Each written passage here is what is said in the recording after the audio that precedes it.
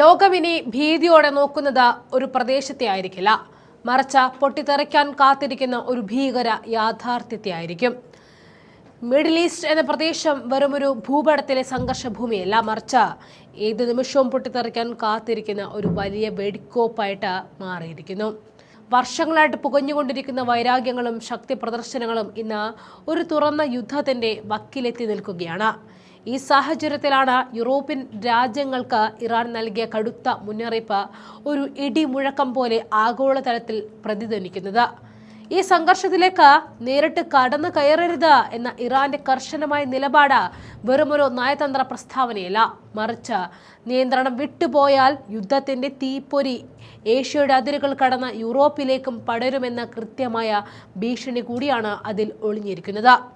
European council president Antonio കോസ്റ്റയുമായിട്ട് നടത്തിയ phone സംഭാഷണത്തിൽ Iran president Masoud പെസഷ്ക്യാൻ തന്റെ നിലപാട് വ്യക്തമാക്കി കഴിഞ്ഞിരിക്കുന്നു. അമേരിക്കയുടെയും ഇസ്രയേലിന്റെയും നീക്കങ്ങളെ യൂറോപ്പ് പിന്തുണയ്ക്കുന്നത് അന്താരാഷ്ട്ര നിയമങ്ങൾക്ക് വിരുദ്ധമാണ് എന്നാണ് ഇറാന്റെ വാദം. പ്രത്യേകിച്ചും ഇറാന്റെ അടിസ്ഥാന സൗകര്യങ്ങൾ ലക്ഷ്യമിട്ടുള്ള നീക്കങ്ങൾ വലിയ പ്രത്യാഘാതങ്ങൾ ഉണ്ടാക്കുമെന്ന് അവർ മുന്നറിയിപ്പ് നൽകുന്നു. യൂറോപ്യൻ രാജ്യങ്ങൾ ഇപ്പോൾ വലിയൊരു പ്രതിസന്ധിയിലാണ്. നേരിട്ട് യുദ്ധത്തിൽ ഇടപെടുന്നത് ഒഴിവാക്കുവാനും അതേസമയം ഗൾഫ് മേഖലയിലെ തങ്ങളുടെ സഖ്യകക്ഷികളെ സംരക്ഷിക്കാനും അവർ ശ്രമിക്കുന്നുണ്ട്. എന്നാൽ ഈ മധ്യസ്ഥ സമീപനം അമേരിക്കയ്ക്ക് തൃപ്തികരമല്ല. അമേരിക്കൻ പ്രസിഡന്റ് ഡൊണാൾഡ് ട്രംപിന്റെ വിമർശനങ്ങൾ പാശ്ചാത്യ സഖ്യകക്ഷികൾക്കിടയിലെ ഭിന്നതയാണ് തുറന്നു കാണിക്കുന്നത്. മറുവശത്ത് നയതന്ത്ര ചർച്ചകളുടെ വിശ്വാസ്യത തന്നെ തകർന്നടിഞ്ഞിരിക്കുന്ന കാഴ്ചയുമുണ്ട്.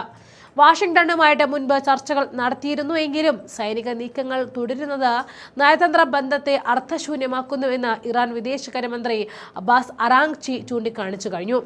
ഇപ്പോൾ ആശയവിനിമയങ്ങൾ വെറും സന്ദേശ കൈമാറ്റങ്ങൾ മാത്രമായിട്ട് ചുരുങ്ങിയിരിക്കുന്നു. സാഹചര്യം സങ്കീർണമാക്കുന്നത് ഇറാന്റെ വിട്ടുവീഴ്ചയില്ലാത്ത നിലപാടുകളാണ്. വെറും ഒരു വെടിനിർത്തൽ കൊണ്ട് അവർ തൃപ്തരല്ല. യുദ്ധം പൂർണ്ണമായിട്ടും അവസാനിപ്പിക്കണം. ഇനി ഒരിക്കലും ആക്രമണം ഉണ്ടാകില്ല എന്ന് ഉറപ്പ് നൽകണം. അതുപോലെ സംഭവിച്ച നാശനഷ്ടങ്ങൾക്ക് നഷ്ടപരിഹാരം നൽകണം. ഈ ആവശ്യങ്ങൾ അംഗീകരിക്കുക എന്നത് നിലവിലെ സാഹചര്യത്തിൽ അസാധ്യമാണ് എന്ന് നിരീക്ഷകർ വിലയിരുത്തുന്നു. എന്നാൽ ഡൊണാൾഡ് ട്രംപിന്റെ കാഴ്ചപ്പാട് വ്യത്യസ്തമാണ്. ഇറാനുമായിട്ട് ഒരു ഔദ്യോഗിക കരാറിന്റെ ആവശ്യമില്ല എന്നും അവരുടെ ആണവായുധ ശേഷി നിയന്ത്രിക്കപ്പെട്ടാൽ അമേരിക്കയുടെ ലക്ഷ്യം പൂർത്തിയായിരിക്കും എന്നുമാണ് അദ്ദേഹത്തിന്റെ പക്ഷം.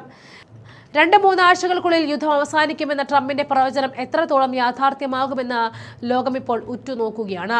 മിഡിൽ ഈസ്റ്റിലെ ഈ തീപ്പൊരി ആഗോള യുദ്ധമായിട്ട് മാറുമോ എന്നതാണ് ഇനി ലോകം നേരിടുന്ന ഏറ്റവും വലിയ ചോദ്യം. യൂറോപ്യൻ രാജ്യങ്ങൾ ഇതിൽ നേരിട്ട് പങ്കാളികളായാൽ അത് നാറ്റോ സഖ്യത്തെ ഉൾപ്പെടെ യുദ്ധത്തിലേക്ക് വലിച്ചിഴയ്ക്കും. ഇത് ആഗോള സാമ്പത്തിക വ്യവസ്ഥയെയും ഊർജ വിതരണത്തെയും തകിടം മറിക്കും.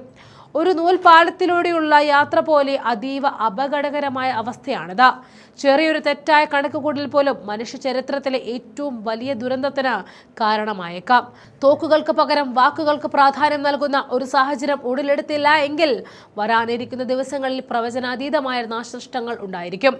അന്താരാഷ്ട്ര സമൂഹത്തിന്റെ വിവേകപൂർണമായ ഇടപെടലുകൾ മാത്രമാണ് ഈ സ്ഫോടനാത്മകമായ സാഹചര്യത്തിൽ ലോകത്തിന് മുന്നിലുള്ള ഏക പ്രത്യാശ.